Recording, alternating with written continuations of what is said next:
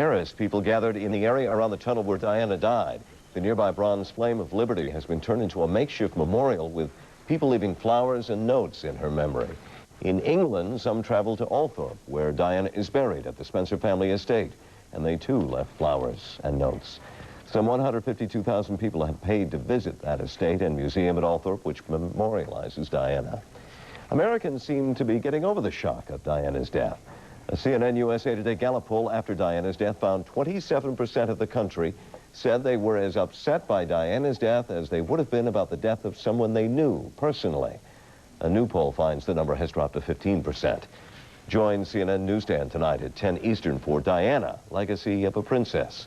CNN will also provide continuing coverage of the anniversary with live reports from London and Paris all day on Monday. When we come back, picturesque, right? Well, picture this serene Montana Valley with an oil pipeline running through it. A well-known actress is leading the battle. Carry on about Clinton. It is enough. It is enough. It is enough. CNN, it is enough. Clinton is the president of the United States. He's made a mistake. It's time we start forgiving him.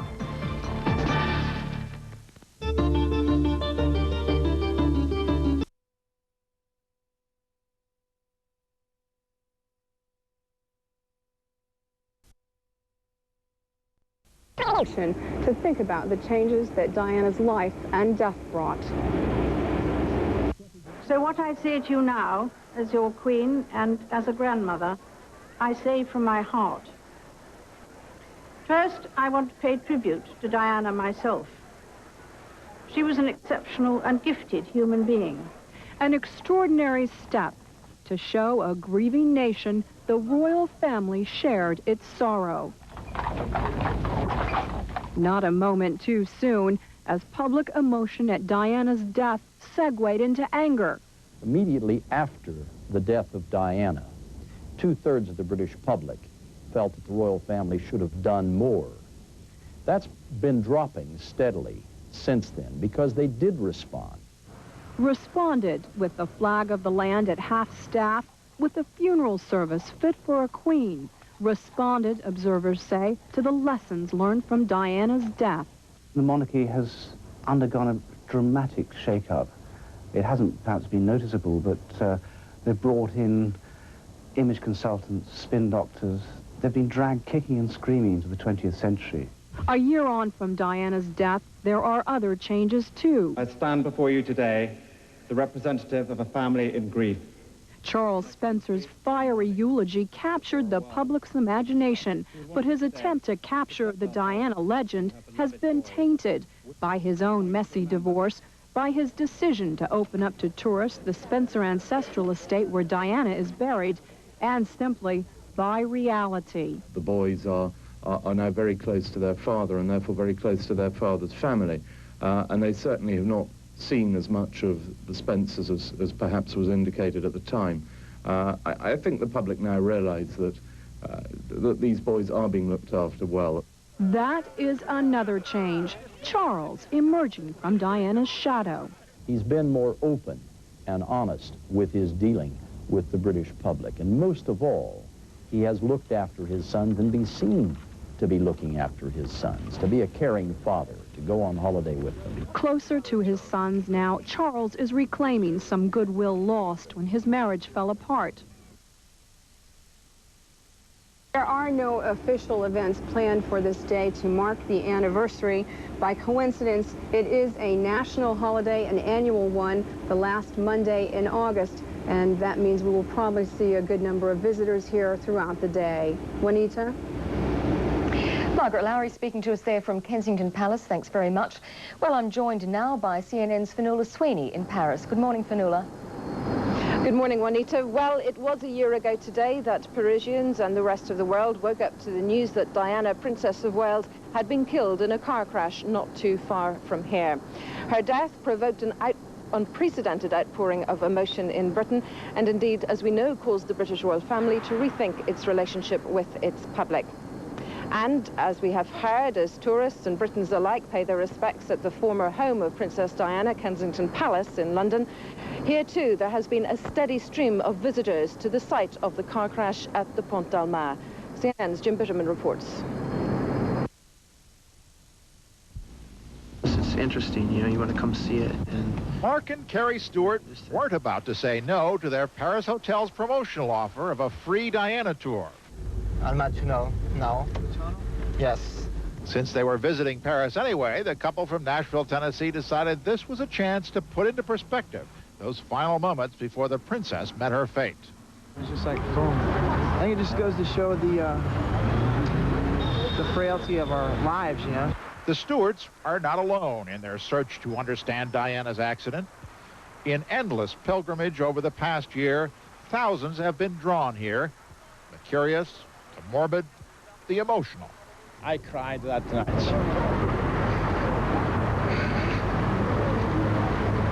I still cry. It was so awful. Since the exact spot where the accident occurred is no less traveled by high-speed traffic than it was a year ago, Diana tourists have taken over a nearby monument, in fact, erected to mark the 100th anniversary of a Paris newspaper as Diana's shrine, and have covered it with their graffiti and devotion. Obviously, people find the site attractive for a lot of reasons, and today it's in the state that you see it because, I guess, of this tremendous effect that the lady had on so many people. The princess's devoted followers are not the only ones who spent this past year trying to come to terms with her accident. The French judges investigating it have gone over every lead and are expected to finish their report in October.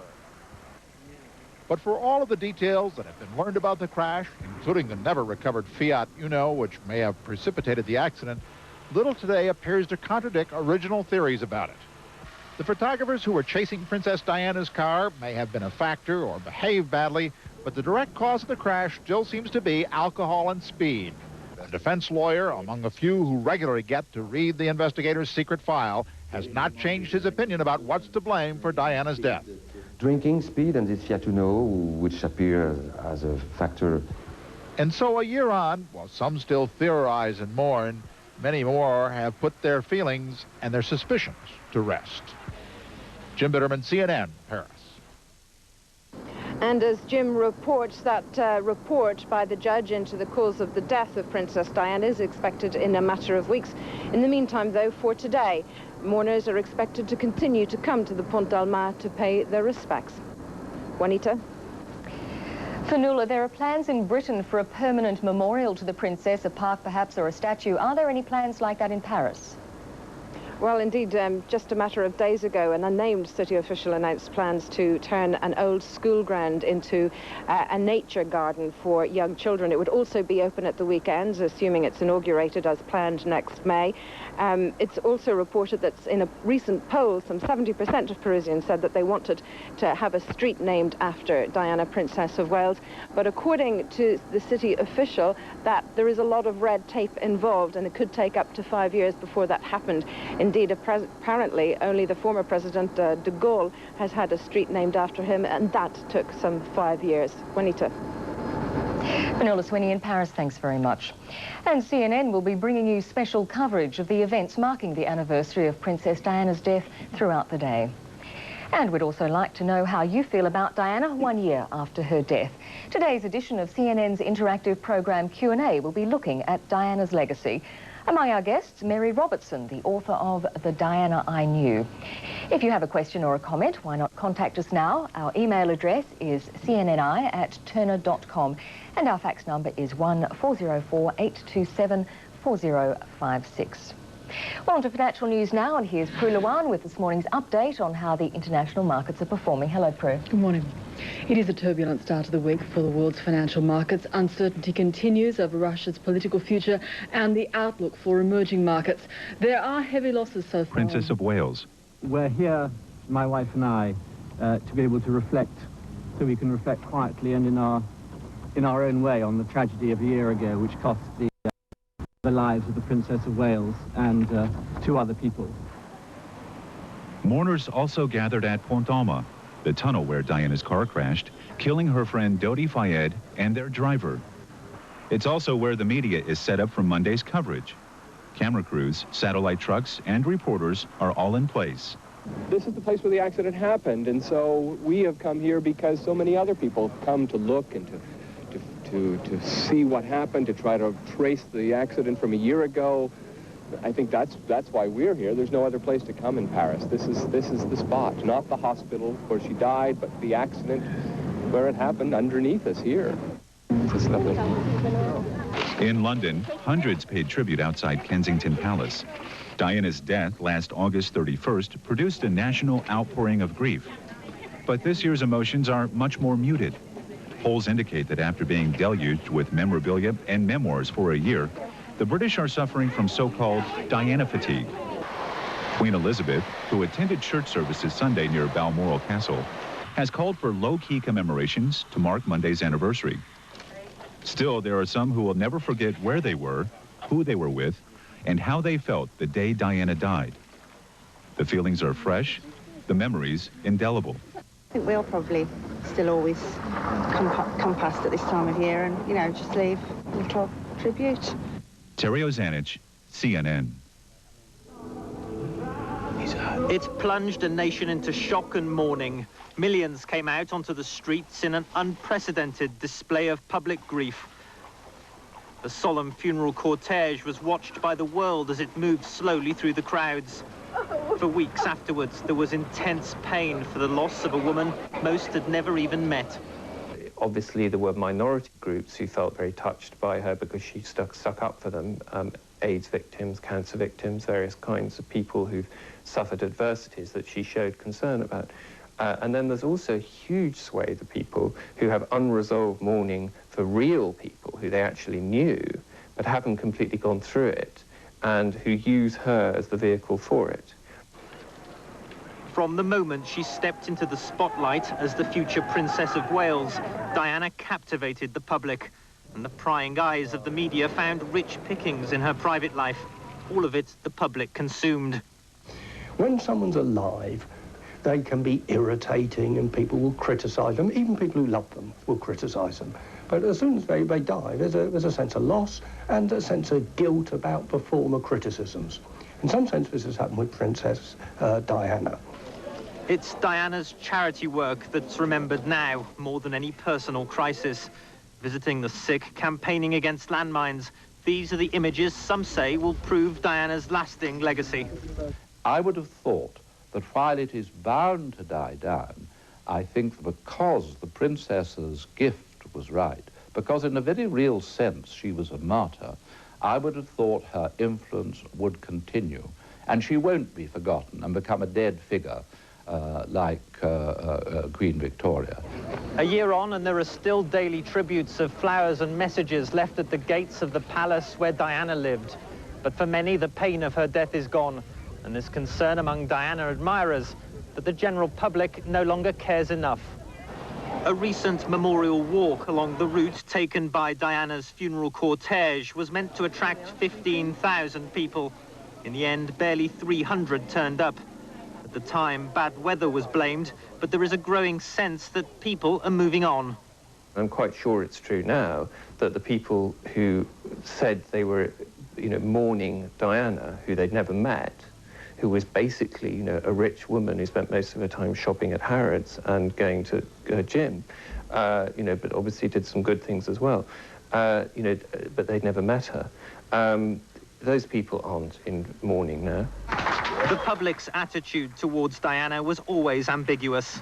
People often said they weren't interested, then read and watched all they could about her. In death, as in life, it seems, this fact remains unchanged. Matthew Chance for CNN, London.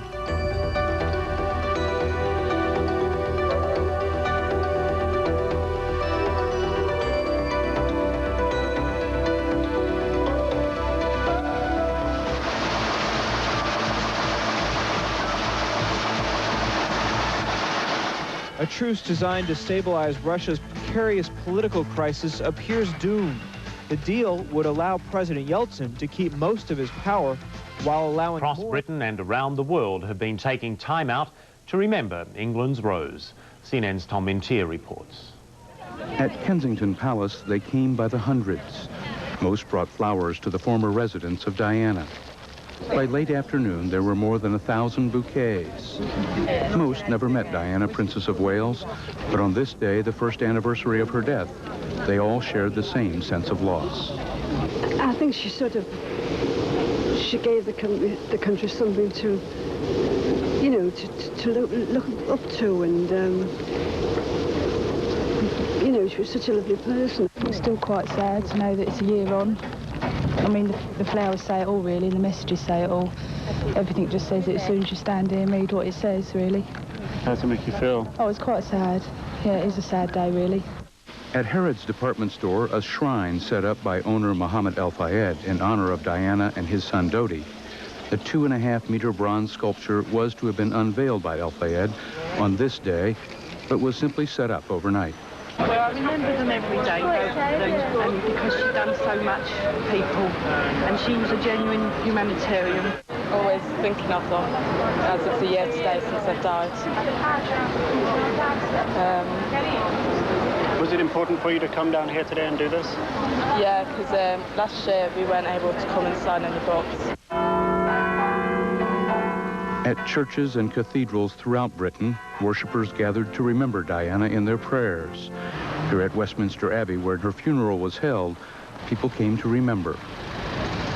At Balmoral in Scotland, the royal family attended a private church service in her memory. It was here a year ago that Diana's 2 young boys, Prince William and Prince Harry, learned of their mother's death. Some have criticized the royal family for the muted reaction to Diana's death last year, criticism that wasn't disregarded. The royal family have, to some extent, reformed this year. The Queen herself has said that there are lessons to be learned, and very helpfully, the palace spin doctors now say that the Queen is going to change her style, rather more a touchy-feely monarch than a white-gloved monarch. I think that remains to be seen. On this day, 1 year after the death of Diana, the Queen has done something publicly. She ordered that the Union Jack be flown at Buckingham Palace and ordered it be lowered to half-mast. Normally, when the Queen is out of town, there is no flag at Buckingham. Tom Mintier, CNN, London. And when we come back on World News, the latest from the world's markets in our international business report. Also, the controversy over the government's role in Hong Kong's plunging stock market. Do stay with us. Of Diana, who was 36 when she died in a high-speed car crash in Paris. We particularly wanted to come and pay our respects to Diana. She was lovely, lovely person. Quite full, actually.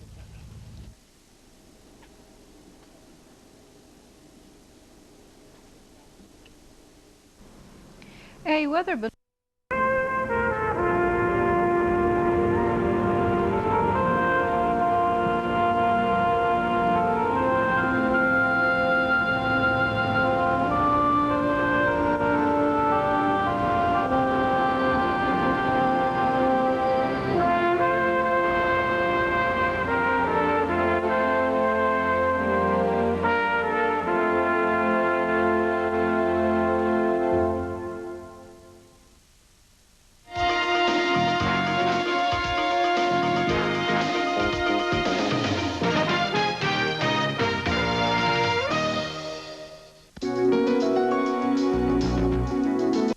Boyfriend Dodi Fayed and their driver Henri Paul. Diana's death is being marked with remembrances both in public and private around the world. But one of several focal points has become the princess's former home in London, Kensington Palace. CNN's Tom Mintier has this report. At Kensington Palace, they came by the hundreds. Most brought flowers to the former residence of Diana. By late afternoon, there were more than 1,000 bouquets. Most never met Diana, Princess of Wales, but on this day, the first anniversary of her death, they all shared the same sense of loss. I think she gave the country something to, you know, to look up to, and you know, she was such a lovely person. It's still quite sad to know that it's a year on. I mean, the flowers say it all, really, and the messages say it all. Everything just says it as soon as you stand here and read what it says, really. How does it make you feel? Oh, it's quite sad. Yeah, it is a sad day, really. At Harrods department store, a shrine set up by owner Mohammed El Fayed in honor of Diana and his son Dodi. The 2.5-meter bronze sculpture was to have been unveiled by El Fayed on this day, but was simply set up overnight. Well, I remember them every day, both of them, and because she'd done so much for people, and she was a genuine humanitarian. Always thinking of them, as it's a year today since they've died. Was it important for you to come down here today and do this? Yeah, because last year we weren't able to come and sign any books. At churches and cathedrals throughout Britain, worshippers gathered to remember Diana in their prayers. Here at Westminster Abbey, where her funeral was held, people came to remember.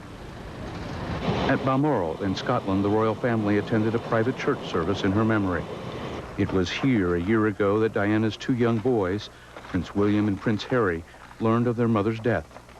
Some have criticized the royal family for the muted reaction to Diana's death last year, criticism that wasn't disregarded.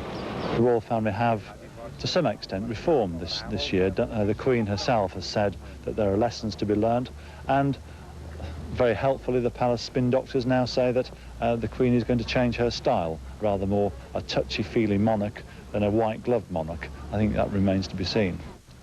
On this day, 1 year after the death of Diana, the Queen has done something publicly. She ordered that the Union Jack be flown at Buckingham Palace and ordered it be lowered to half-mast. Normally, when the Queen is out of town, there is no flag at Buckingham. Tom Mintier, CNN, London. Singer Elton John called her a candle in the wind when he sang at Diana's memorial service 1 year ago. And though she may be gone, the flame of her memory still flickers in the hearts of a great many people. CNN's Jim Bitterman has more now from Paris, where Diana died last August 31st in a car crash. The candles from all-night vigils still burn near the entrance to the tunnel where Diana's car crashed. The monument, taken over by her devoted followers, was covered with fresh flowers and notes. And it really has been little different here through the past year. A never-ending stream of the curious, the tourists, and those touched by the princess's story, attracted to see for themselves the accident site. A tour van driver, one of many who take interested visitors through the tunnel and past the monument, says his clients have brought him here practically every working day this past year. 90% of people, the tourists came to Paris, they ask to us to pass by the place where Diana has the accident, and especially here, the memorial of Diana. David Matheson and his family from Scotland were among those to visit the Diana Shrine this morning. He believes Diana's death put her life in perspective. After her death, when you see the lasting effect, especially things like the attempts to get world banned and landmines and the like, where she may not have spent an enormous amount of time involved in it, but she had an enormous impact. There are no official commemorations planned in Paris. The city will dedicate a small park far from the crash site to Diana, apparently to keep future crowds away from the busy area where the accident occurred. Diana, tu es belle comme le rayon du soleil. But young and old Diana fans are preparing tonight to mark the anniversary of the crash where it happened, with poetry and memorials. It's not going to be something sad.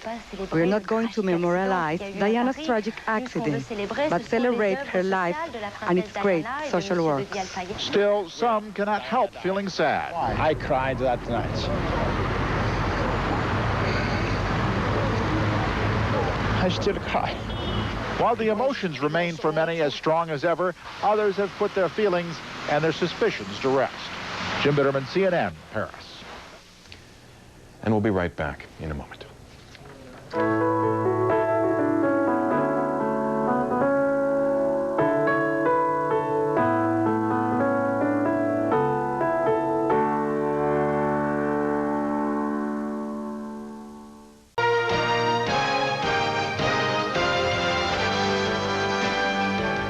And now for a look at how the markets are beginning this week, let's join Kitty Pilgrim at the CNN Financial News Desk in New York for this World Business Today Extra. Hi, Kitty. Hi, Hillary. Well, stocks here in the United States are taking quite a beating, with losers beating out winners on the New York Stock Exchange by about a 4-to-1 margin.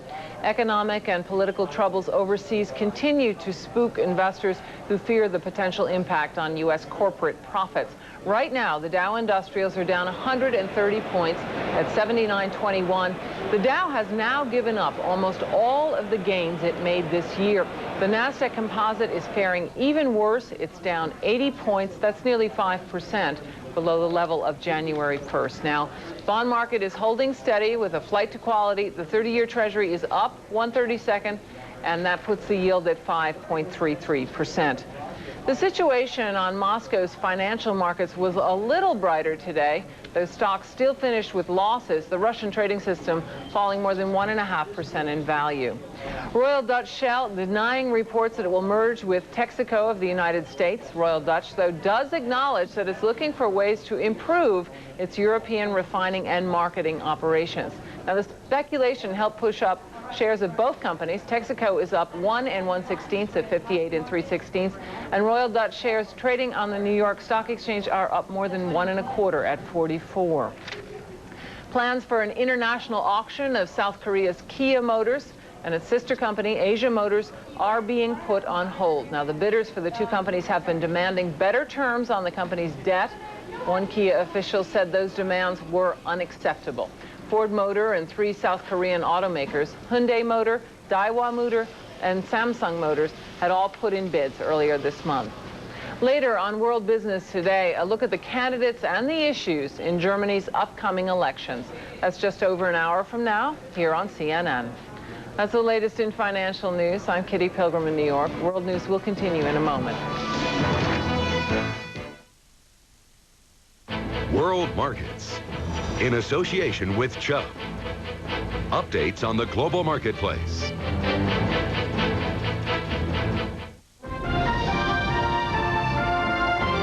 What have they done in the last year to try to win back that support? Well, I think it was a very key turning point for the monarchy, and the Queen, to some extent, defused the situation in her Friday before the funeral broadcast, in which she talked of learning lessons from the life of Diana. And I think the main lesson was that, in a sense, the monarchy needed to loosen up and be more relaxed, perhaps, in its treatment of people. And I think we have seen some of that. There have been some off-the-cuff remarks made by the Queen in various speeches. She's been seen in more informal settings, like, for example, a much-hyped visit to a country pub, an out-of-town shopping centre, that kind of thing. And Prince Charles, too. I mean, he was shown exchanging kisses with the Spice Girls in his South African trip. There's nothing very substantial, but a movement in the direction of greater informality and in the direction of listening to people. There have been lots of consultations, focus groups, opinion polls, and a new kind of highly paid communications director has been appointed. So it's mainly a concentration on presentation. A changing in the public relations, in the packaging of the royal family. Well, I think you could say that, but of course packaging and style with the British monarchy, which is a largely formal and ceremonial monarchy, is indistinguishable from substance. And so one can't just say that's just peripheral, that's just the PR. The PR is the show.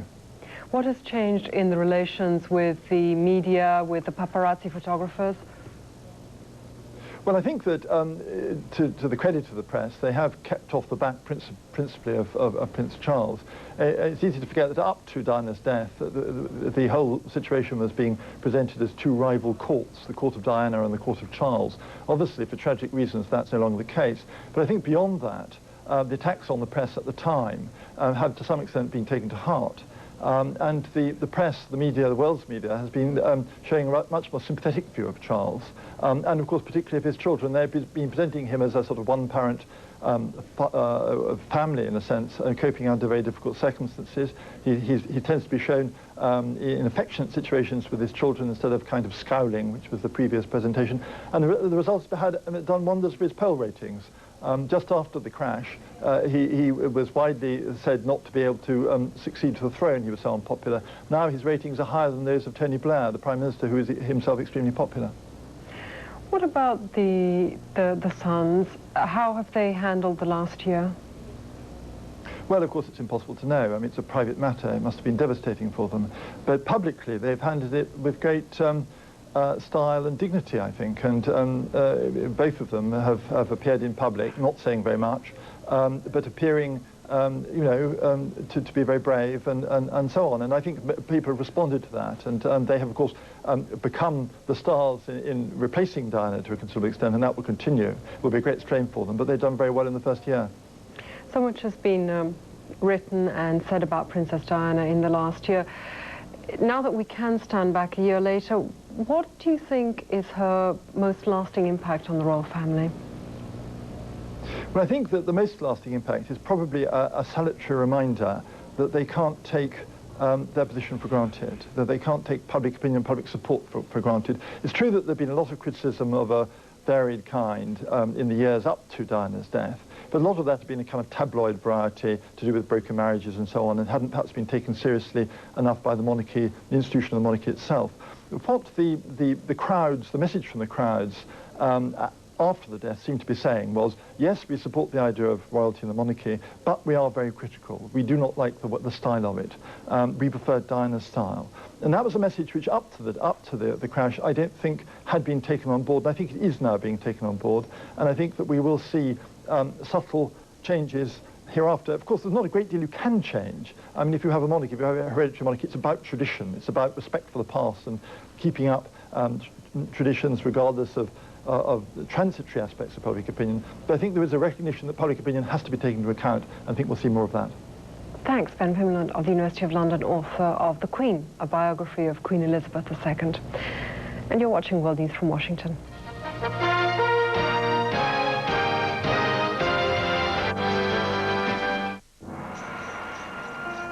Homeless. They're relying on government help and charitable donations. Apparently overflew northeastern Japan before landing in the Pacific Ocean. They say the launch was closely monitored and marks a significant step in North Korea's rocket technology. Japanese officials are calling the action very dangerous. For North Korea to develop missiles, of course, these missiles can hit Japan, as is evidenced by today's event. And for North Korea to develop nuclear weapons, missiles capable of carrying nuclear weapons would indeed alter the balance in this region quite considerably. And I think there is every reason for not only Japan, but also for other countries to be very seriously concerned about this. In response to the missile test, Tokyo also postponed the signing of an agreement to provide nuclear power know-how to Pyongyang. Analysts are cautioning the international community not to overreact and to instead keep the focus on diplomacy. CNN Seoul Bureau Chief Son Ji-ae has more now on what may have prompted the North Korean launch. Ballistic missile comes about a week before North Korea's de facto leader Kim Jong-il is expected to be elected president. There have been reports that the North would test their missiles as a show of force before the big celebrations marking the 50th anniversary of its founding on September 9th. Analysts had suggested the North needed to raise the morale of its people and its military before Kim's succession. Years of consecutive floods and drought had devastated North Korea's faltering economy. Some studies say over 2 million died of starvation in the past 3 years. Monday's incident also comes in the midst of nuclear discussions between Pyongyang and Washington. 4 years ago, the North agreed to freeze its nuclear program, suspected of being used to make nuclear weapons. In exchange, a consortium led by the United States, South Korea, and Japan promised to build light water reactors in the North. Earlier this month, there had been reports that the U.S. was worried that the North was building what could be an underground nuclear complex. While the North denied the report, U.S. officials have said such a facility would represent a decision by North Korea to abandon the nuclear agreement. Some believe the North's test firing of the ballistic missile was another way of improving its bargaining position by once again showing its military card. Son Ji-ae, CNN, Seoul. For a closer look at how North Korea's ballistic missile test may affect the political and military balance in Asia, stay tuned for Insight, and that's at the times on your screen. Services honouring Princess Diana were held Monday in Britain, where she lived, and in Paris, where she died 1 year ago in a car crash. Diana's sons, Princes William and Harry, attended a memorial service with other members of the royal family near their castle at Balmoral, Scotland. The boys wore black ties as symbols of mourning. In London, Diana was remembered in numerous other ways by those who admire her. CNN's Tom Mintier reports. At Kensington Palace, they came by the hundreds. Most brought flowers to the former residence of Diana. By late afternoon, there were more than 1,000 bouquets. Most never met Diana, Princess of Wales, but on this day, the first anniversary of her death, they all shared the same sense of loss. I think she gave the country something to, you know, to look up to, and you know, she was such a lovely person. It's still quite sad to know that it's a year on. I mean, the flowers say it all, really, and the messages say it all. Everything just says it as soon as you stand here and read what it says, really. How does it make you feel? Oh, it's quite sad. Yeah, it is a sad day, really. At Harrods department store, a shrine set up by owner Mohammed El Fayed in honor of Diana and his son Dodi. The 2.5-meter bronze sculpture was to have been unveiled by El Fayed on this day, but was simply set up overnight. I just came here because I know there's thousands of people here waiting for me, and it's nice to come and just share with them their grief. At churches and cathedrals throughout Britain, worshippers gathered to remember Diana in their prayers. Here at Westminster Abbey, where her funeral was held, people came to remember. At Balmoral in Scotland, the royal family attended a private church service in her memory. It was here a year ago that Diana's 2 young boys, Prince William and Prince Harry, learned of their mother's death. Some have criticized the royal family for the muted reaction to Diana's death last year, criticism that wasn't disregarded. The royal family have, to some extent, reformed this year. The Queen herself has said that there are lessons to be learned, and very helpfully the palace spin doctors now say that the Queen is going to change her style, rather more a touchy-feely monarch than a white-gloved monarch. I think that remains to be seen. While there may be no official commemoration of the anniversary of Diana's death, the Queen has instituted some changes at Buckingham Palace. She ordered that the Union Jack be put on the flagpole and lowered to half-staff, something that did not happen after Diana's death. Tom Mintier, CNN, London. Just ahead on World News from Washington, the focus of U.S. diplomacy shifts from Bosnia to Russia and trying to hold back floodwaters in China.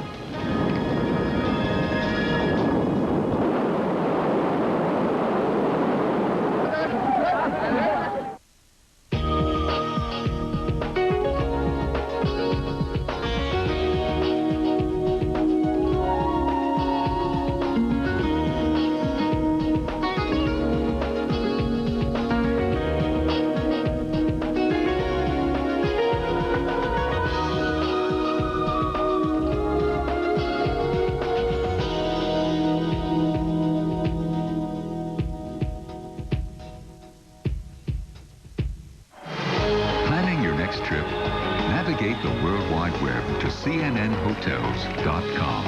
Here, you'll access the latest information on over 2,000 CNN International partner hotels worldwide. Linked to CNN Interactive, one of the top 10 sites on the web, it's the most detailed and easiest route to accommodations, rates, and room reservations. Before you check in, check out CNNHotels.com.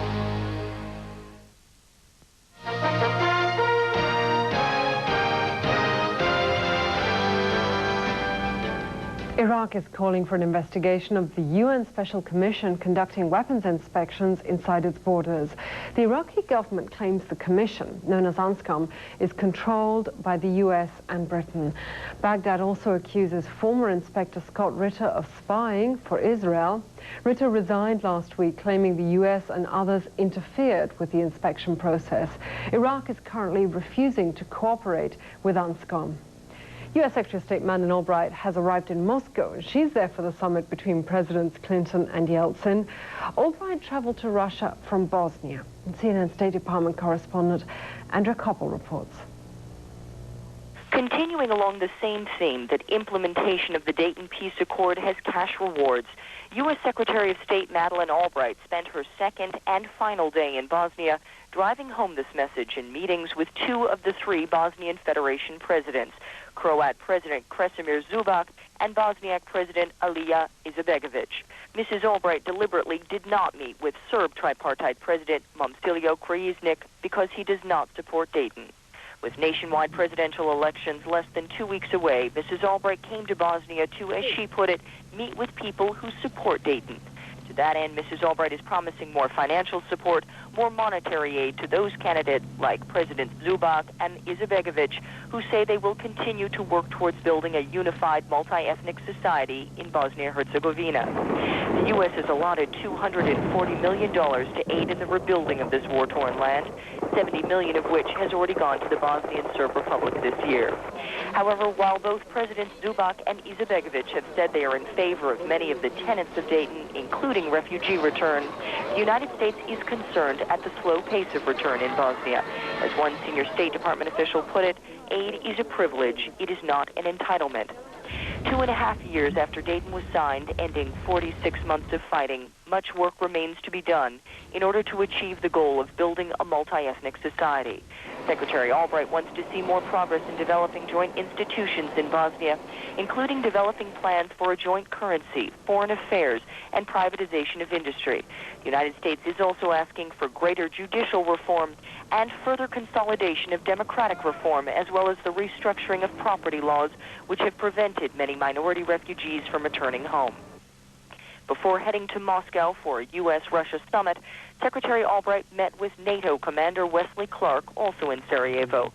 The two discussed plans to accelerate contingency plans for an attack on Serb forces in the Yugoslav province of Kosovo, a situation critics of U.S. policy say is all too similar to the U.S. policy years ago in Bosnia. Andrea Koppel, CNN, Sarajevo. In the Democratic Republic of Congo, rebel troops are withdrawing from positions in the port city of Matadi. The strategic town is now guarded by Angolan forces, helping President Laurent Kabila hold on to power. Angola, Zimbabwe and Namibia have all sent troops to bolster Mr. Kabila's army. Feelings. And so, I mean, of course, Hillary could come out and speak to us all without saying, Bill is terrible, I'm leaving him or something. She could just come out and say something about how she feels, and that might be very interesting from a feminist point of view, because it would mean that we would all say that she was able to take private life seriously. It's a very important thing. Let's go to the phones now. We've got a caller, Mina in Zurich. Mina, what's your question? Hi there. I would like to ask you, don't you think that the whole thing was set for the president? I think everything was set up. The whole thing was what? The whole... Don't you think that everything was set up for the president? Why should a girl of 21 keep a dress with the president's whatever? Don't you think that everything was odd? I think she's asking whether it was set up. That's hard for you to answer, I guess. Well, no. Well, no, I agree with Hillary that, you know, the president has had very, if you want to call them right-wing attackers ever since he started in politics. And I'm sure that there's been a vendetta going on between, oh, well, the rights and the lefts in the States for at least 20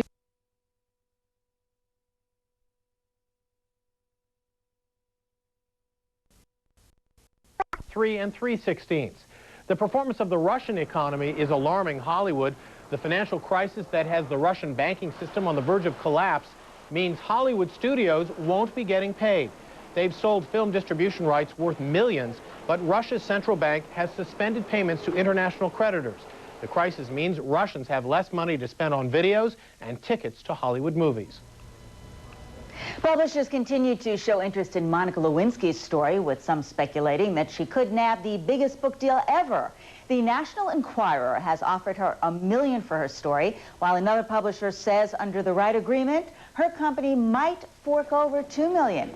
Others in the industry say a Lewinsky book would have limited appeal because the public already knows so many of the details, and the vast majority of Americans do not approve of her behavior. Princess Diana died a year ago today. Her worldwide popularity and the tragic circumstances of her death brought TV news programs some of the highest ratings ever. So it's not surprising that the media are once again turning their spotlights on the storybook princess. Jill Brooke has this story. She had the power to dazzle. She had the power to influence. It does raise the trauma of what this little girl's going through. And she seems to have the power to endure. Diana will be inescapable this week as media outlets observe the one-year anniversary of her death. There are the books, there are the specials. But who had won the respect of statesmen and the hearts of the world. Including one hosted by Richard Attenborough, as well as documentaries on the History and Odyssey channels. And there's even a play. Diana, Queen of Hearts, is now in rehearsals. What if he still loves her? What if it's all a sham? What if I'm not the person who he thinks I am? Part of the lingering attraction to Diana is the fairy tale quality of her life. It makes an incredible story in itself. You know, marrying into royalty, to the whole soap opera of her marriage, to all her problems, and then finally finding happiness again, and then dying so young, so tragically. But unlike the funeral, which offered saint-like coverage, this coverage will offer some fresh insights that are both reflective and perhaps more realistic. First, there's the impact of Diana on the royal family. Queen Elizabeth is reportedly adopting a more Diana style by being more approachable to the British people. And Prince Charles has become a more sympathetic figure as a man. For the monarchy to live, inside a man must die. And also as a single father. And instead of focusing on how the press hounded her, another picture is also emerging. How Diana expertly manipulated the press. In 5 years from now, 10 years from now, 15 years from now, these red letter anniversaries are going to be always celebrated, always recognized as Diana. Time to reconsider, rethink the death of Diana and the lingering legacy, which will continue to grow, change, and be something that is merits news coverage. And there's another reason why her story has such resonance.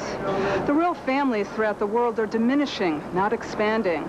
As a result, many say there are very few princesses to write about.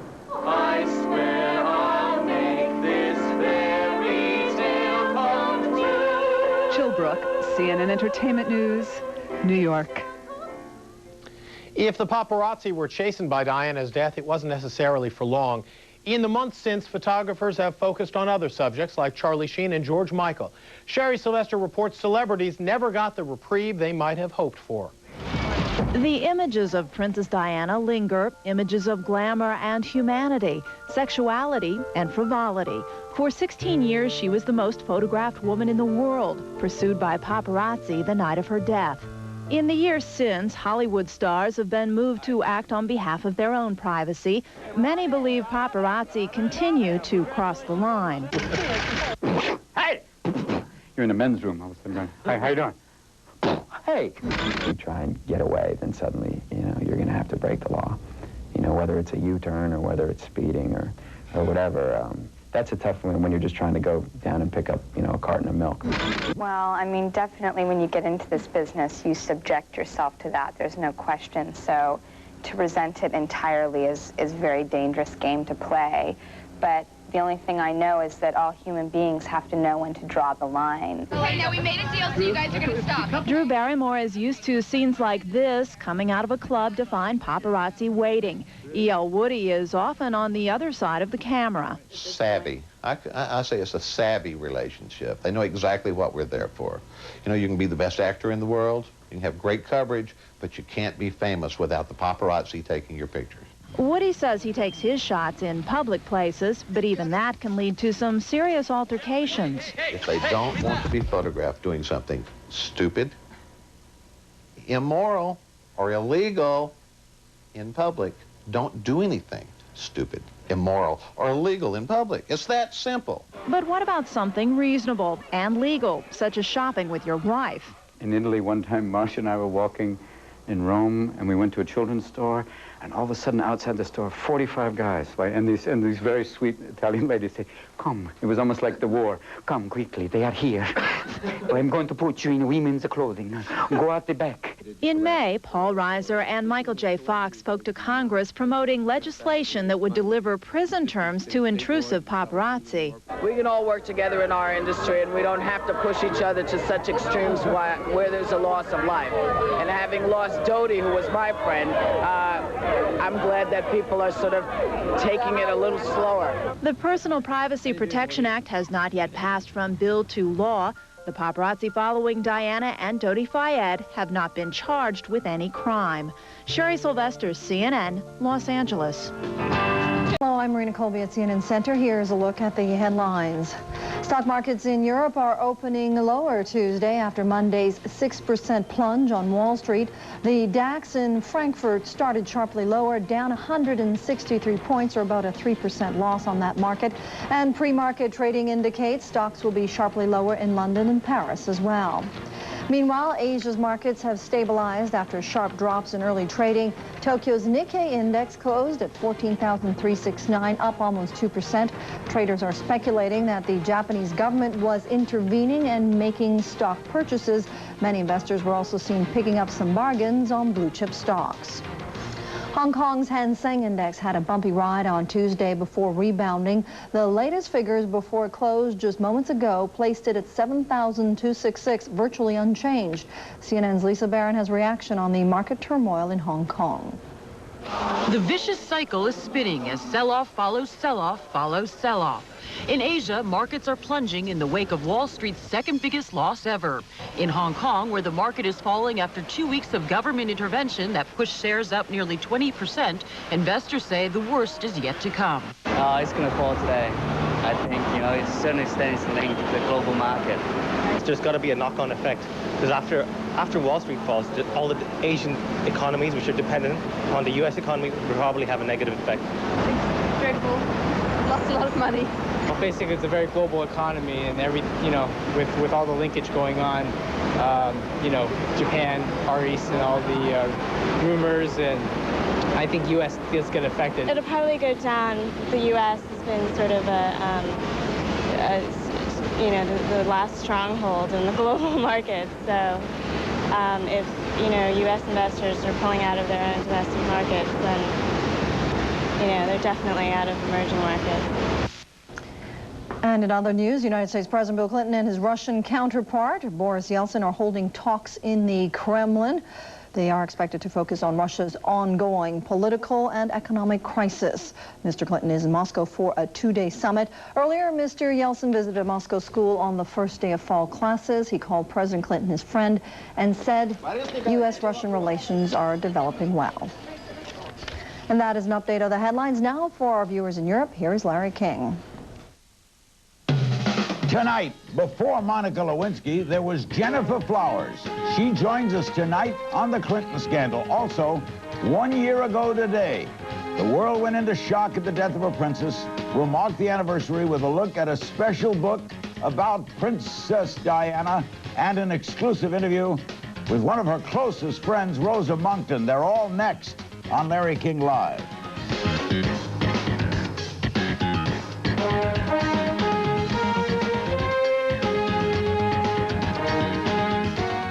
Our first guest tonight is Jennifer Flowers. We could say it all started with her. This is her first appearance since the president's apologia, I guess if we could call it that, 2 weeks ago tonight. So what was your reaction to that speech?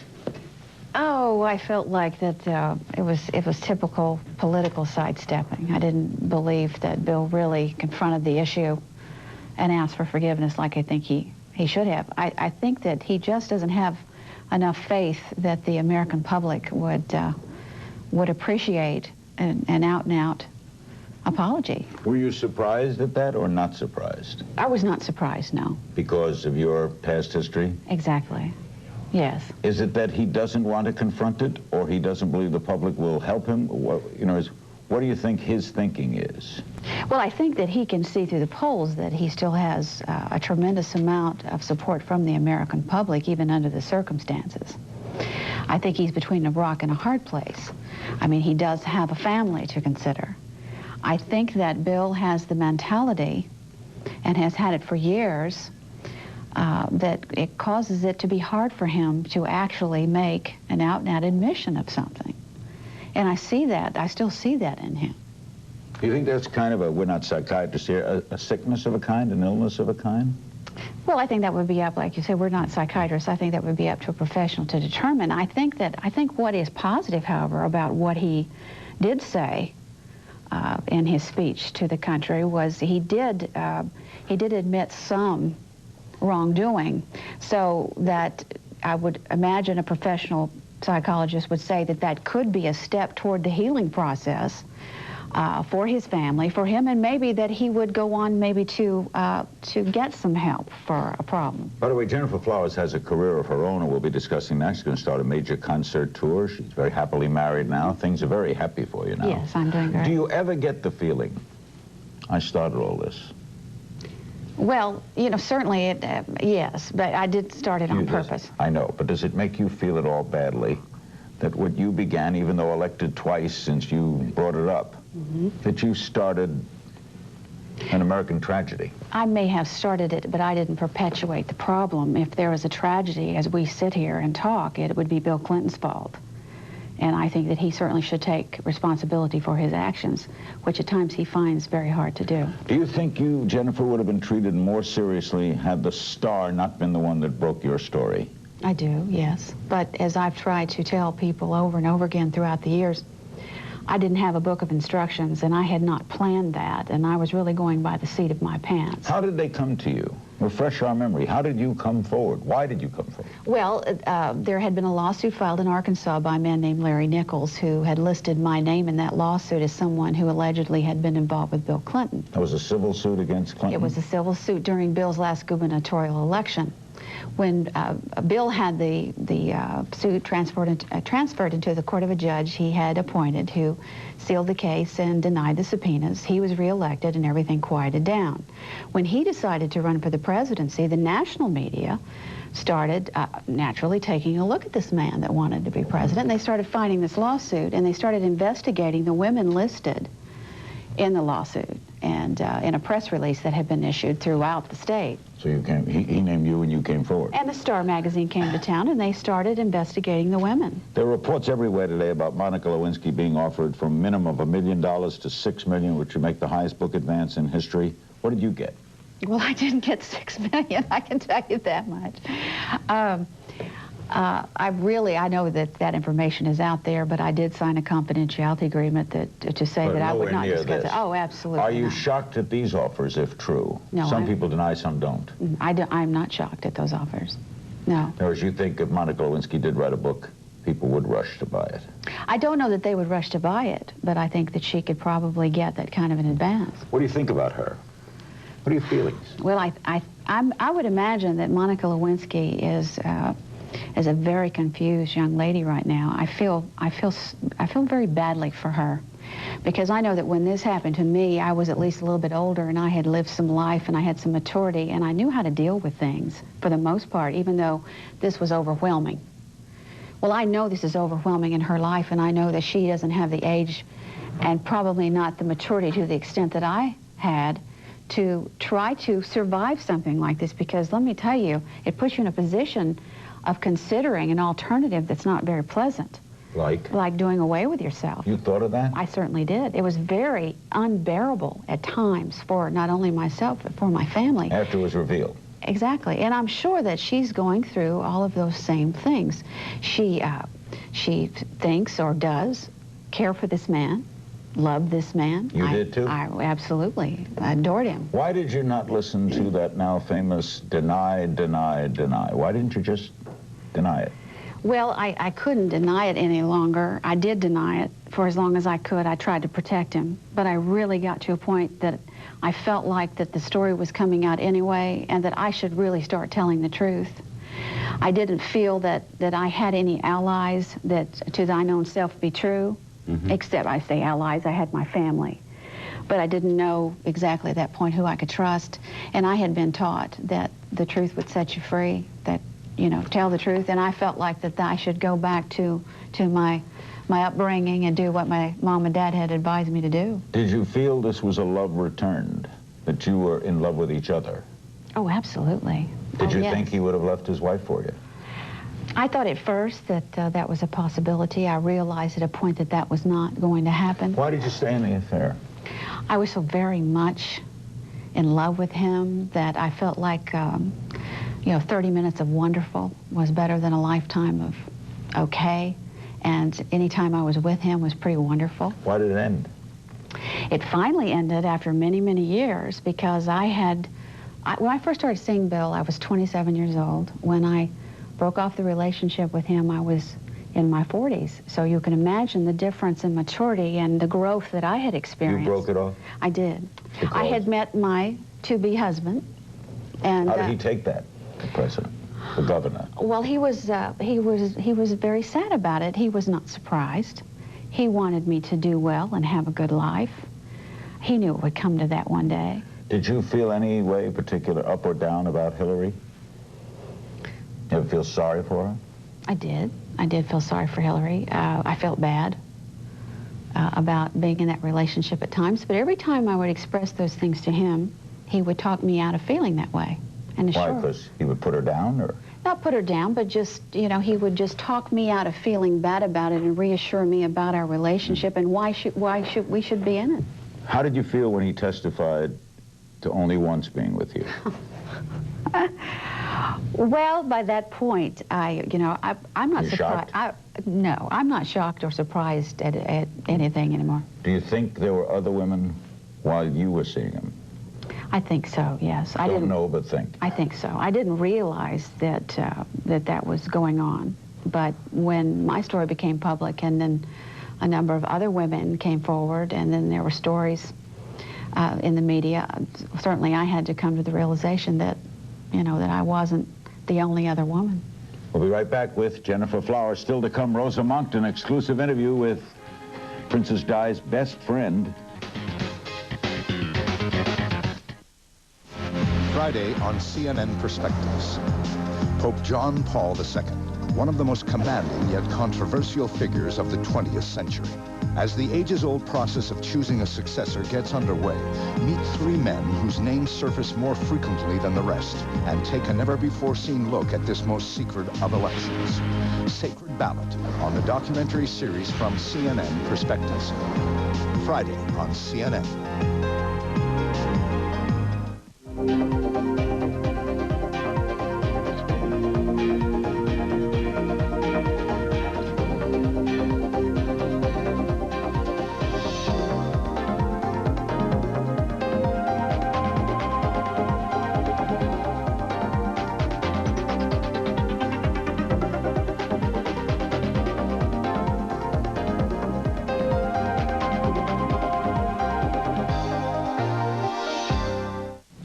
Jennifer Flowers has her life together. We'll let you know about that in a couple of minutes. Do you think that in view of all we've learned or seemingly learned or suppose that Hillary Clinton was an enabler in this, that she looked the other way?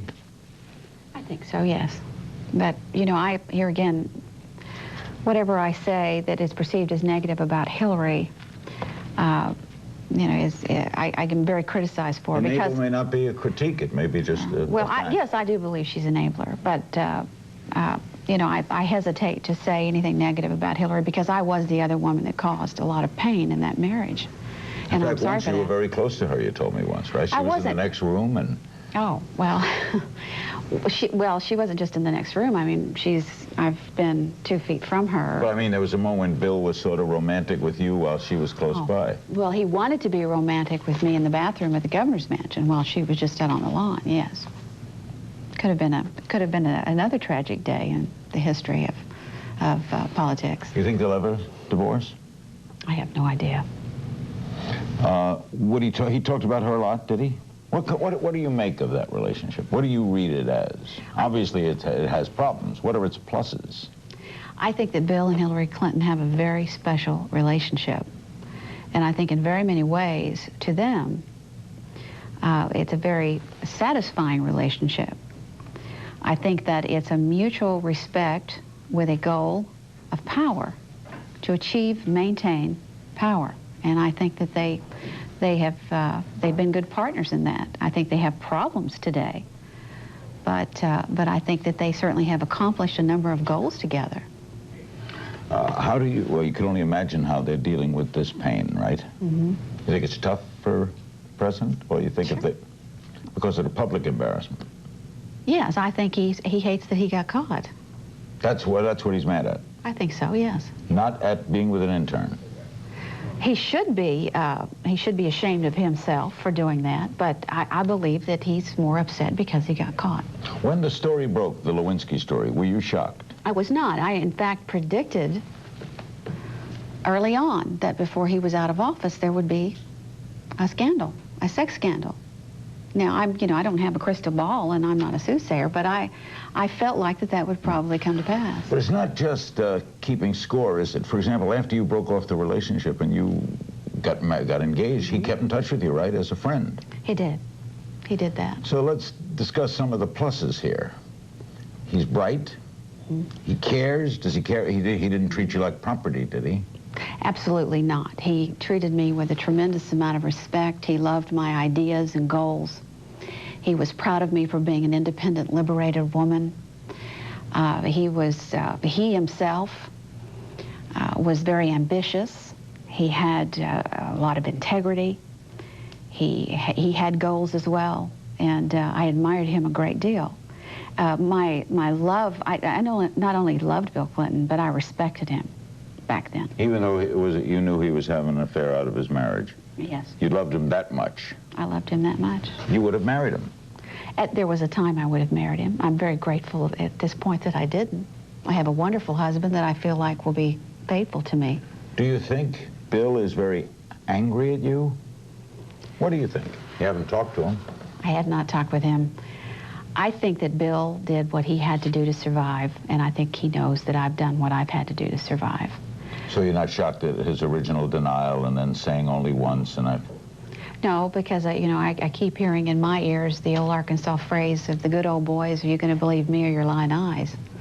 I knew that Bill did what he had to do. It didn't make it feel better. It didn't hurt me any less, and it didn't devastate my life any less. Right. But, I knew that he was doing what he thought he had to do to survive. Is there kind of a perverse double feeling you have going on? One, you knew him, you loved him, got to feel sorry for him. On the other hand, you've been proven right. So what do you do with that balance of diversity? You are very perceptive, I must say, because you're exactly right. I have all of those feelings. See, I told you. You have that feeling. You got to have an I told you feeling. But at the same time, you love this guy. Larry, I know him as well as anyone on this earth knows this man. I know him. I know him very well. That's why I can predict various things that have come to pass. I am not pleased that they've come to pass. You hoped you would have been wrong? I would love to have been wrong for his sake, for my sake, and for the sake of the American public. Do you think it could happen again? Oh, gosh. Well, I think that if they continue to stay married, they could have problems. If someone's an alcoholic, you can't guarantee they're not going to drink tomorrow. Well, that's very true. And I don't know. I would like to think that it wouldn't happen again while he's still in office. I think we've had enough. I think he even realizes that even though his base of support has been maintained to some degree, that he could not survive that. Did you vote for him? I didn't. We'll come back with Jennifer Flowers. We'll take some calls. We're going to talk to you about what she's doing with her life. Don't go away.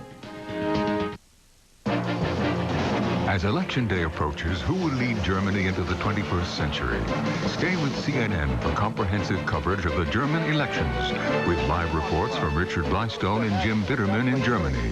Plus, Jonathan Mann and Bettina Luescher present campaign reports leading up to Election Day, September 27th, with extensive coverage beginning September 21st. Stay with CNN for the most comprehensive coverage as Germany decides, only on CNN. I suggest Mr. Clinton have both his privacy and private life like most other employees do while they are not at work. The only explanation that makes any sense of the public's wanting to look away is the current American strong economy. If personal selfishness, not moral principles, becomes the measure of President Clinton's fate, America deserves to lose its moral authority that it extends in the international arena. Jennifer Flowers has a life, and I'm sure you care about people. You're happy to hear that. You're starting a singing career? I am. I'm rehearsing a musical concert tour that's going to be global. It's being produced by a company that's based in Washington, D.C. called Networks. You're going to go concert singing around the world? Around the world, and of course the United States as well. Have you always sung? I have. You used to host you were a television newscaster, I was a television news reporter in Little Rock for an NBC affiliate, and but I've been singing professionally since I was 11 years old. My first song, in fact, talks about Washington, D.C. What was it called? Oh, I wish I had the chance to go to Washington and make a law. Well, the younger said, I bet I'd write if I had the chance to legislate. There ought to be a law, was the name of it. I was 11 years old. It was for United. See, it's what fate. Prophecy. Yes. We will hear about this tour when? We hope to have the tour ready to go by January. And, of course, we will be doing all the promotion on it to let everyone know. And you moved to Las Vegas. Why? I moved to Las Vegas because my management company, Sherry Ingram Enterprises, is there, and we are rehearsing the show there in Las Vegas. Then Do you know you're going to have to be good, because everyone's going to say she's trying to take advantage of being Jennifer Flowers, which you've heard now for 6 years. I have. How do you respond? Well, I would respond to tell you that I'm going to be real good. So did Bill ever hear you sing? Oh, absolutely. Bill used to come in and hear me sing all the time. And encourage you to take up the career? He did that. In fact, if it weren't for him at times, I would have probably given that career up, because it was so very difficult at times. And, you know, depending on the market, up and down. And it was truly a situation where when the going gets tough, the tough get going. And I would call him and say, you know, I'm frustrated here. I want to get out of this business. And it would be because of his encouragement that I would muster up the strength to continue on. And what's the golf tournament? You got a charity? Well, we're organizing a charity golf tournament with the proceeds hopefully going to the police department and the sheriff's department for rehabilitation of officers that have been shot and for bulletproof vests. In Vegas? Which of course, if we had had those here in Washington for the officer that was just shot at the Capitol, you know, perhaps he would still be alive. So you're inactive, and your husband does what? My husband is a stockbroker, stocks and bonds for Prudential Securities, and he's a wonderful husband, finest. And I'm a very lucky woman. Did you feel, in a sense, one difference between you and Monica is they got a spin machine out about you, making you seem trampish. And Monica, they have done, well, gather almost nothing. Well, you know, times have changed somewhat since my story became public, and we did have the expert spin meisters, you know, the Carvels and the Stephanopoulos and the this, the that, who were brutal to me and did a huge injustice, in my opinion, and still do when they go out there and spin their bull on the heads of the American public when they know they're lying. I have seen and heard some spin on Monica. Ken Starr, but very little on Monica. You haven't seen anyone lambast her from the administration, have you? I have seen some that are a bit distance from the administration. Put her down. Yes, I have. I've heard that. How did you feel when all that was happening? Like if you saw Carville on this program and he was lacing you as some trollop or something. I don't want to put words in his mouth, but I remember they were pretty tough. Oh, how did you react? Well, I'll tell you, the one that reacted was my mother, more than me. I mean, I didn't appreciate it, but at a certain point, you know, I sort of knew that it didn't make it feel any better, but I didn't allow it to keep me so upset all the time. But my mother would call me just irate. Do you also excuse it in a way that maybe he wasn't telling them the truth, so they were going out with what they were being told? Well, I'd like to think that that was the case, because if they did know the truth and they still went out there and did what they did and basically committed fraud against the American public, then they should have to leave this country. Why do you think he didn't tell his friends, the people in the White House, those close to him, if those stories are true? Why didn't the Paul Begalas and the rest know this? Well, I wonder how much support he could expect if he told them the truth.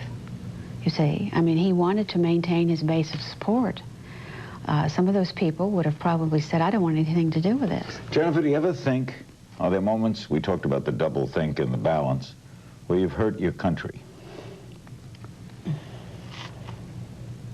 I have thought at times that perhaps I did, but I didn't mean to. I didn't do it on purpose. I didn't have sex in the Oval Office with Bill Clinton. I didn't bring my story forward on purpose. And I have tried to, I'm trying to give, I have survived this. I have my music career. I have a wonderful husband. I'm so grateful to be where I am now that I'm starting to try to give back as much as I possibly can. What I have tried to do, however, is be a proponent of the facts and bring to the table my knowledge in order to help the American public at times. Do you ever have sex in the governor's mansion? No, I didn't. You gotta think. I missed, well, almost in the Capitol building one time. That's why I get those mixed up. We'll be right back with your calls for Jennifer Flowers. Still to come, Rosa Moncton, Princess Di's closest friend. World without AIDS. Think about it. Better yet, help make it happen. The Elton John AIDS Foundation, CARE, and you. We're all in this together.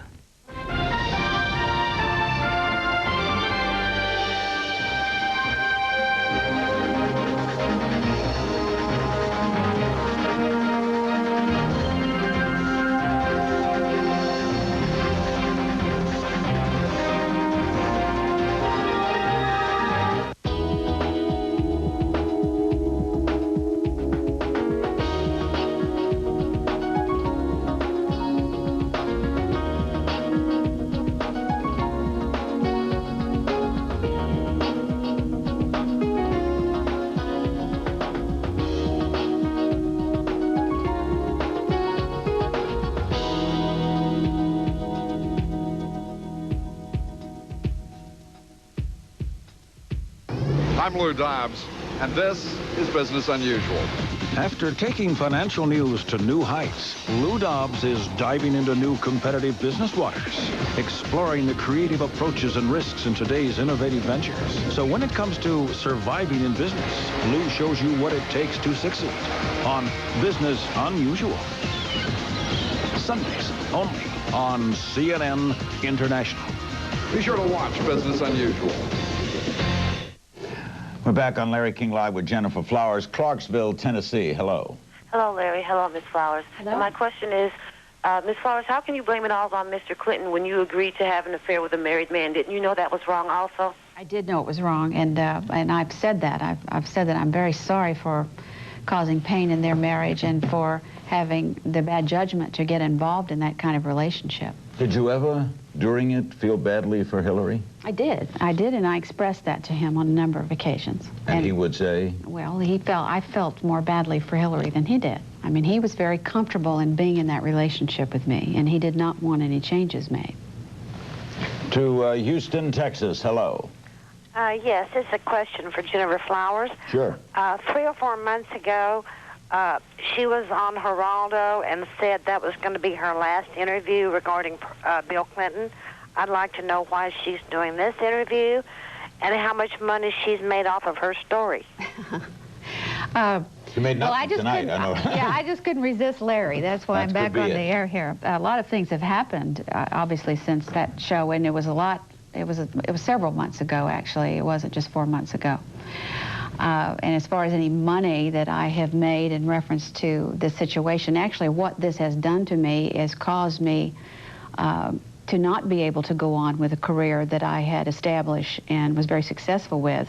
Any amount of money that could be perceived that I have made as a result of this is very minimal compared to what I could have made had I been able to go on with my life and my story. Absolutely. Is that saying then if you had to do it all over, you wouldn't? Well, you know, I felt like I didn't have any choice. What I would have... You were named in the... Exactly. I mean, I didn't... The initial story was coming out without my cooperation. My name and picture, No, you could everything. have lied. I mean, that's always an out. I could have continued to lie, but I decided that I didn't want to lie anymore. I didn't feel comfortable lying any longer. And I honestly felt if I told the truth that it would go away. Jennifer, when you look at him, as we looked at him before, going to the plane with his wife, you know him so many years, so close, loved him. What are your thoughts? What do you feel when you look at him? You can't feel like any of us feel. How do you feel? Well, I'm feeling that it's probably going to be a pretty tough time for him, and you know, sorry for him? on this. Little sorry?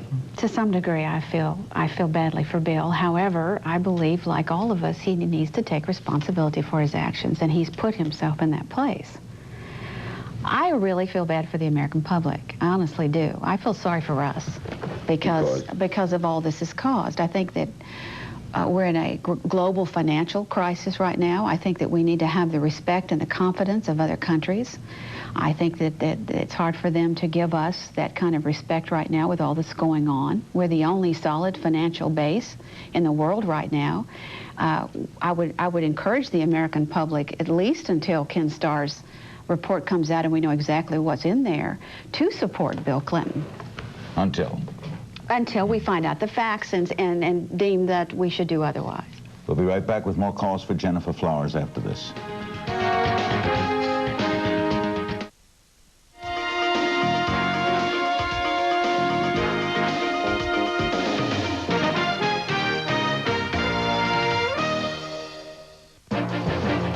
As Election Day approaches, who will lead Germany into the 21st century?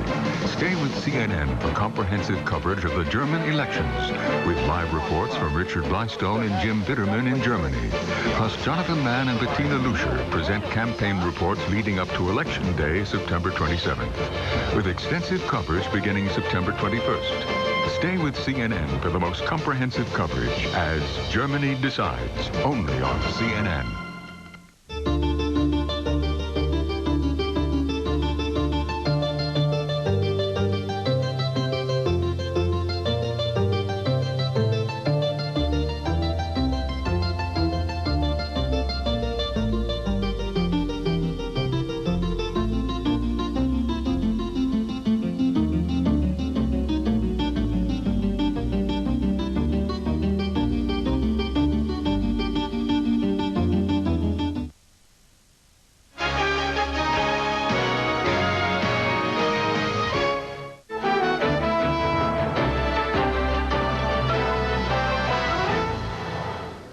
There are sharp losses on Europe's leading stock markets today. Investors unnerved by a massive loss for US stocks on Monday. The Dow Industrials fell 512 points in its second biggest one-day point loss ever.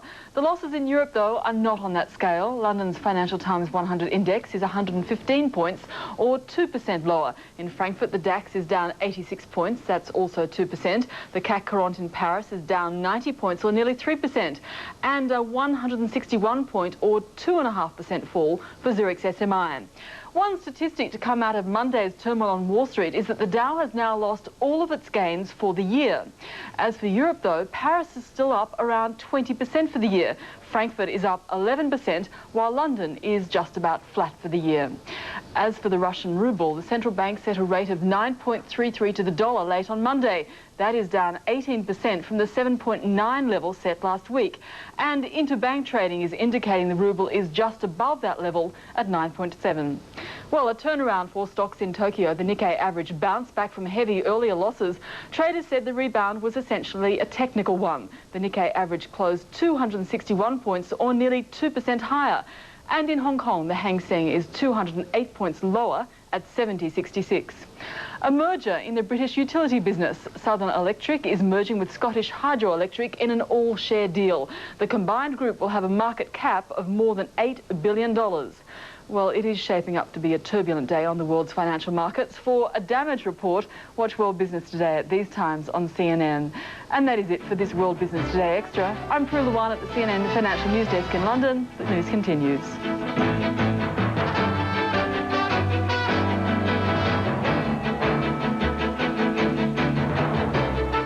We're back on Larry King Live, and we go to Highland, Illinois with Jennifer Flowers. Hello.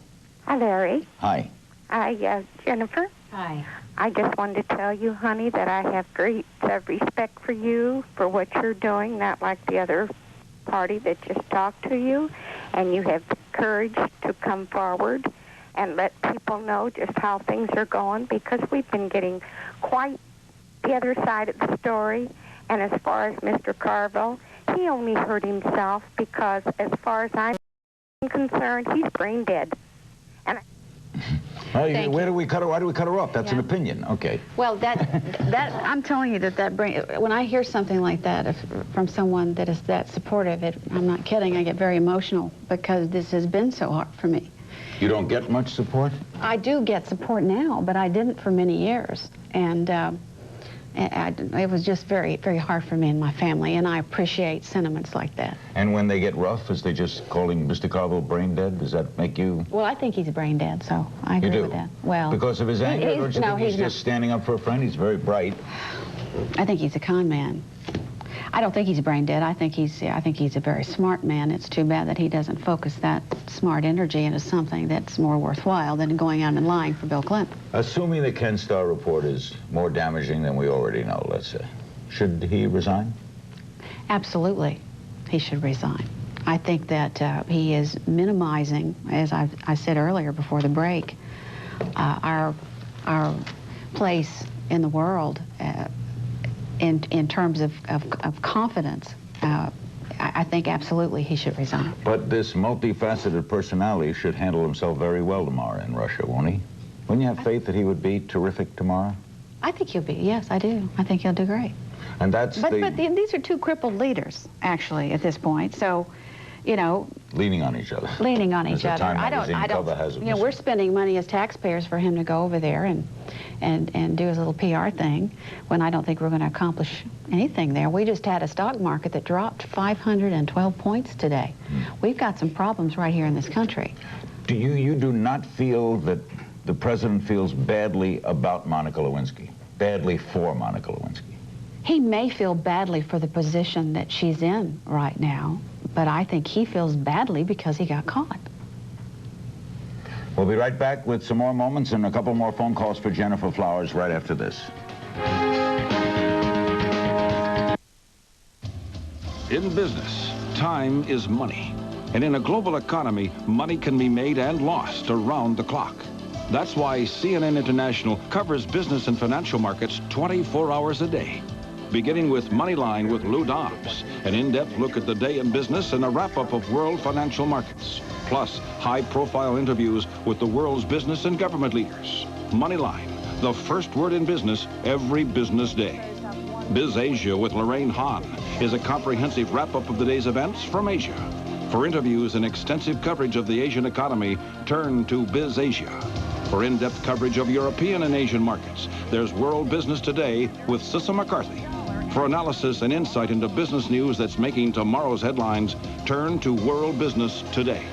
For the most comprehensive coverage of international business, stay with CNN International. In more than 200 countries, we mean business around the clock. In a couple of minutes, one of Princess Di's closest friends and her official photographer will be with us. Jennifer Flowers is aboard. What does your husband think of all this? My husband is an Arkansas insider, so to speak, and that he actually was Webb Hubbell's brother-in-law at one time. He knows. No kidding. Yes, he knows Bill and Hillary Clinton. He was married to Webb's sister? They were married to sisters. Of course, Webb is still married. They married two sisters. They were married to sisters, and so he was pretty savvy about how the game was played and what could happen to people that went against the power structure and so on. So he's been very supportive, thankfully, and I was wondering if I would ever be able to have a relationship and be married under the circumstances, to find someone that could actually cope with this situation. Yeah, and he handles it well. He does handle it well. He knows I love him with all my heart. Does he bear the president ill will? Not really, no. I mean, he observes as I try to do as a citizen of this country, and then being on his part, being involved in the stock market, you know, on a daily basis, he sees the effects. When you met your husband and were falling in love, did you tell him the whole story about you and the governor? I didn't. When did he learn it? Well, when Larry Nichols filed his lawsuit, he issued a press release with the name of the women, and it went in through the fax line into his office, and that's how he... What was that call like? He showed up at my door, actually. He didn't call, and I was surprised to see him there because he was so dedicated to his business. He never even went out for lunch, and there he was, and he said, I think you should see this. Was he angry at you? I think he was very confused. Hurt? Well, he wasn't hurt yet. He wanted an explanation, but he was very nice about it. I started crying, and I didn't know about the press release. Was he hurt when he learned? Because you hadn't been with the president intimately after you met your husband, right? No, I hadn't been. So was he able to say that's the past and I'll put it aside? He did, but there was something that changed between us. I mean, the trust factor that we had managed to set up at that point in our relationship. You should have told him. Was frayed. I should have told him. We have since obviously reestablished that trust, but it strained our relationship. Does the president know him? Yes, he knows it. Was he surprised that he was the one you were going to marry? Was President Clinton surprised when you told him who you were going to marry? I actually didn't tell him at the time. I told him I didn't want to see him anymore. I just told him that I had met someone that I was caring about and that I really wanted to get on with my life. I didn't want to tell him who it was. Did he eventually ever know? Oh, sure. I mean, know that he could discuss it with you?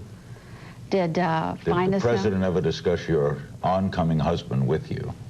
Not really. You know, that wasn't something that I really wanted to discuss with him. How do you feel about Susan McDougal, who has stood by all the way? Well, I think that we shouldn't make judgments unless we walk in someone's shoes. I personally have doubts about Susan McDougal, what she's done, how she feels, how she justifies it. Took jail term. She did. She did.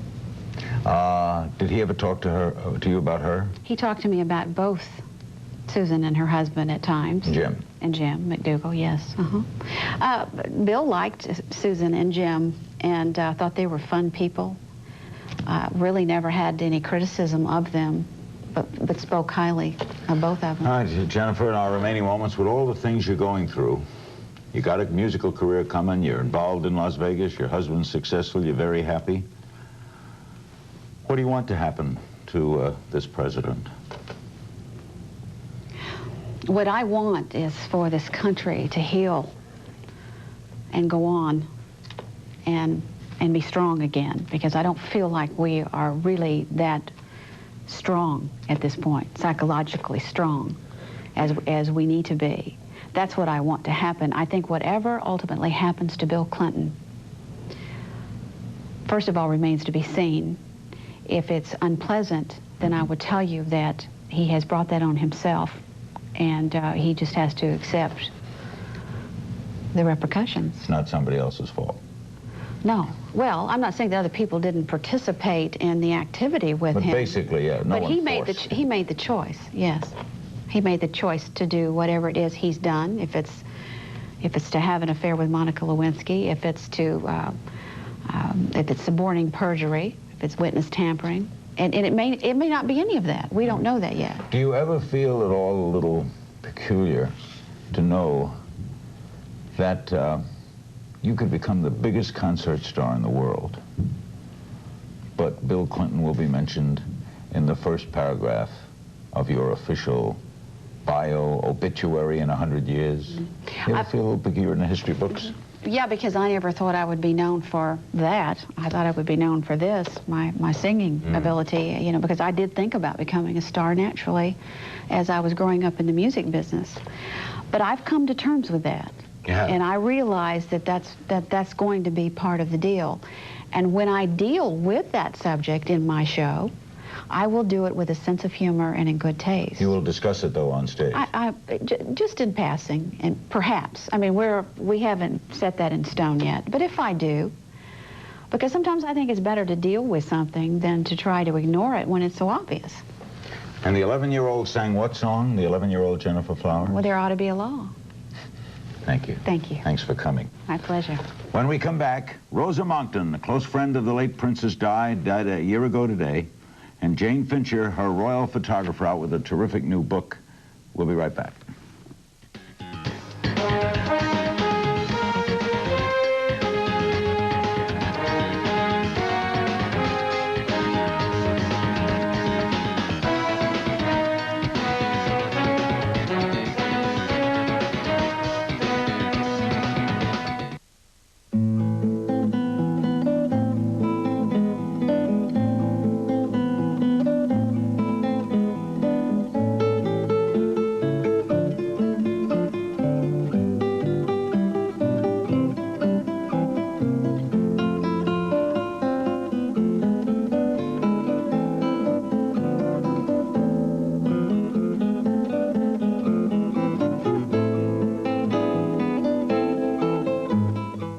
There are many sides to every major issue, and no one program brings them all together like Insight. Beyond the breaking headlines and behind the scenes, on the front lines and in focus. With background reports from CNN's most notable correspondents, Insight examines, exposes, investigates, and entertains.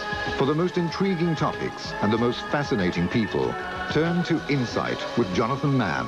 Weeknights only on CNN International.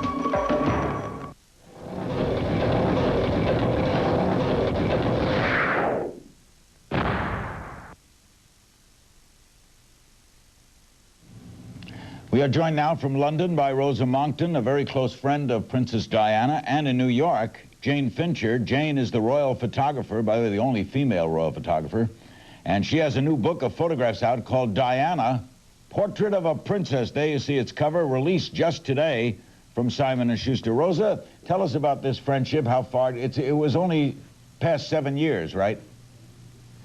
Yes, that's right. How did you meet? I met her through a very close mutual friend of ours called Lucia Flecker de Lima, whose husband was then the Brazilian ambassador in London, and he's now in Washington. And she was a really close mentor, I suppose, of the princess, and she introduced me to her. Do you like her right away?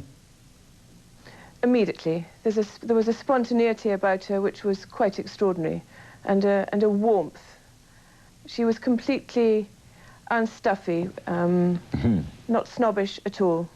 I said London, you're in East Sussex at your home, which is quite a distance from London. Would you say, Rosa, that you were close friends as time went on during those 7 years? Extremely close friends.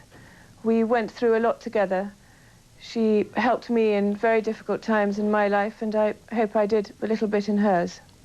You knew then the problems she was having in her marriage and the rest? You were privy to that? Yes, I was. How did she handle that off the public stage?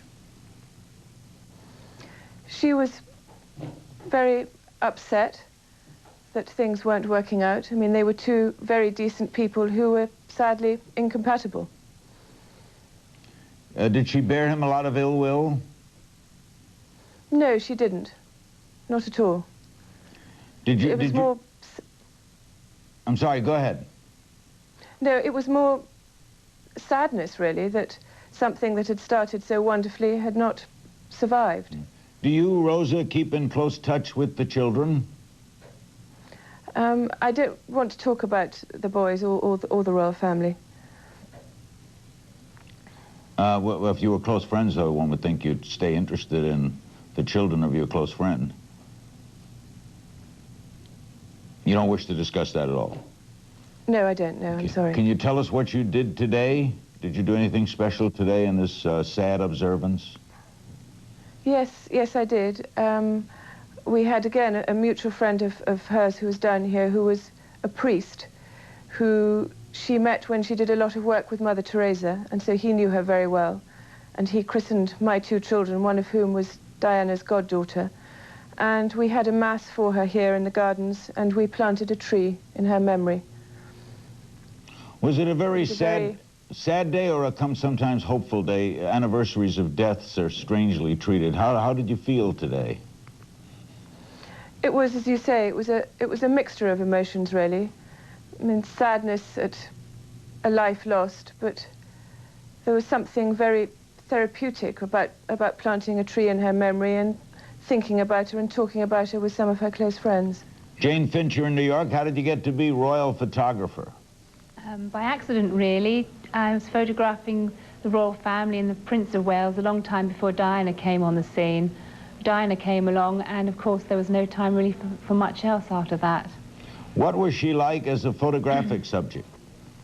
Well, obviously an ideal subject. Because she was just, there are a lot of pretty faces. She had to have something extra, right? Well, she did have something special about her. She was a very beautiful young woman, and every photographer's delight, really. Was she comfortable around photographers? Not always, no. You know, she was very human, like all of us. There was good and bad days. Some days she didn't want to be photographed. Other days she was quite happy to do it, you know. I mean, we don't all want to be photographed every day, do we? This idea of this book is her in all types of poses, right? You have family poses, you got them in almost every kind of circumstance. Well, for 17 years, yes. I mean, I first photographed her in 1980, and I last photographed her in December 1996, so all through her life, really. And by the way, you can look at some of these photos. We're showing you some. You could see them as well on the CNN website for books called CNN.com books. Because this book is naturally being released today by Simon & Schuster, getting a wide amount of attention. How, Rosa, or where, Rosa, were you when Princess Di was killed? How'd you hear about it? I was staying with my parents, and my husband, who edits the Sunday Telegraph, it was a Saturday night, had just come to the house, and his news editor rang at about 2 o'clock in the morning to say that the stories were coming through. So I was there, and we stayed up for the rest of the night. Jane, how did you hear? I had a call from the BBC in the early hours of the morning telling me that Dodie had been killed and that Diana had possibly broken her arm. And then you found out later, of course, the truth. I sat up all night, yes. When was the last time you photographed her? In December 96, I walked away from it at that point. I was very concerned about the problems with the paparazzi. I could see she was very unhappy. I was unhappy working in the environment, and I called it a day. So you quit the job? I did, yeah. How did she handle that? Was she nice to you when you left? She understood it, and she understood my reasons, and we often had long discussions about the problems with the photographers, and she wanted to know why, could I tell them to stop and whatever. And I was even helping her with some technical evidence for trying to sort the problem out with the photographers. She really had a problem with that, right, Rosa? That wasn't some manufactured thing. She had a trouble with paparazzi. She absolutely did, and I witnessed it, well, on the 2 holidays that I went with her, one to Indonesia and one 10 days before she died in Greece.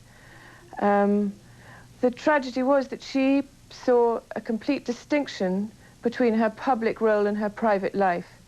And the paparazzi never allowed her the respite of a private life. We'll be back with some more moments with Jane Fincher. Her book is Diana, Portrait of a Princess, and one of Diana's closest friends, Rosa Monckton.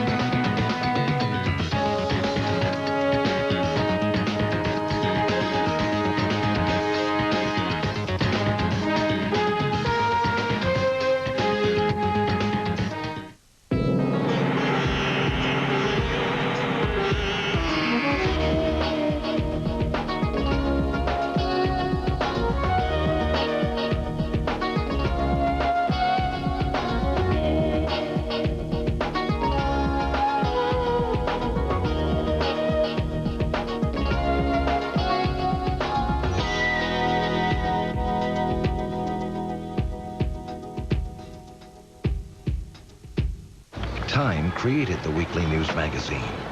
Now, CNN and Time are about to bring this great magazine to life. Jeff Greenfield and Bernard Shaw anchor Newsstand, Sundays on CNN International.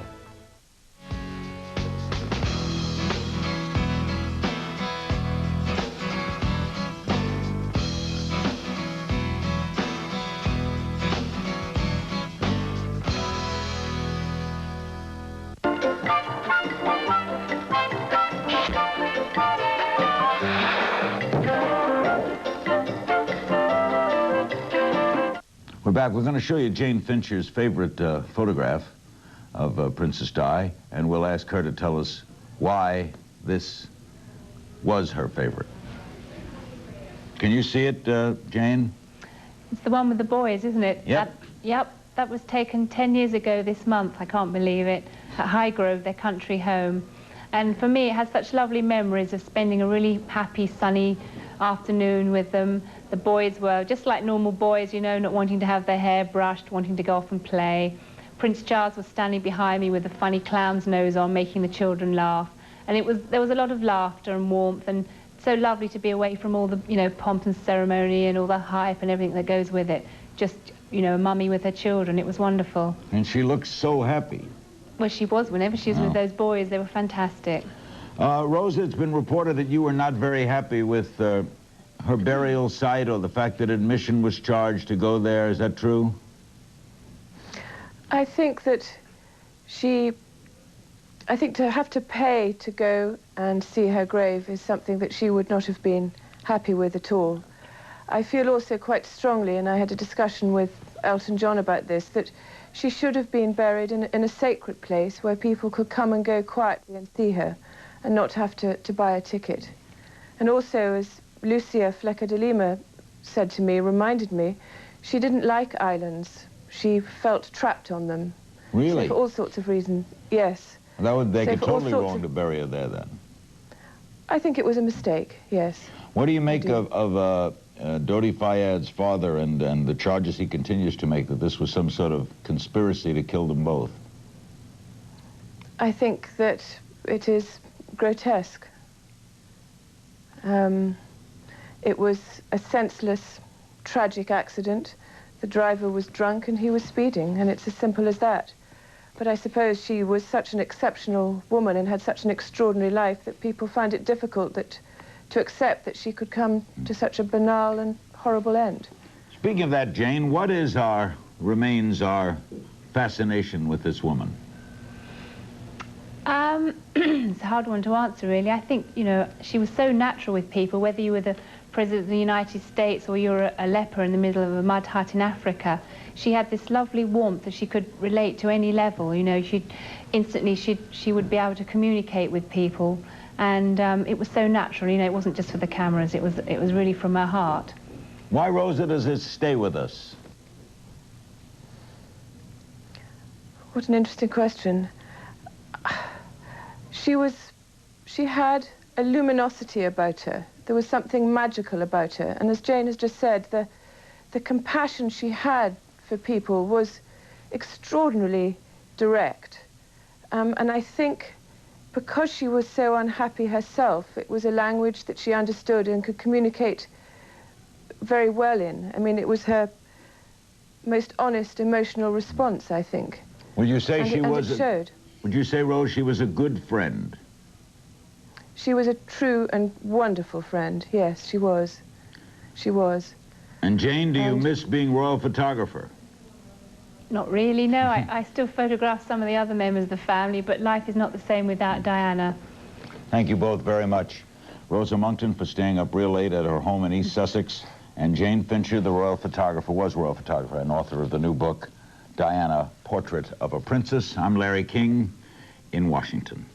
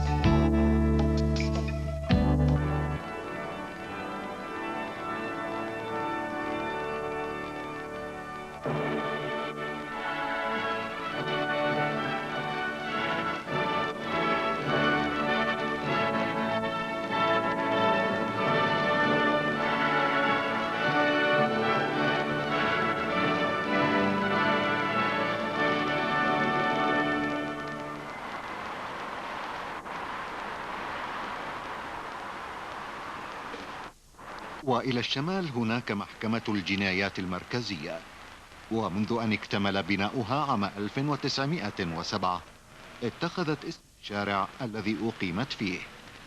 ففي أولد بيلي جرت محاكمات شهيرة، دكتور كريبن، كريستي وأوسكار وايلد، وتأسست هنا مباني المحاكمة بالمحلفين.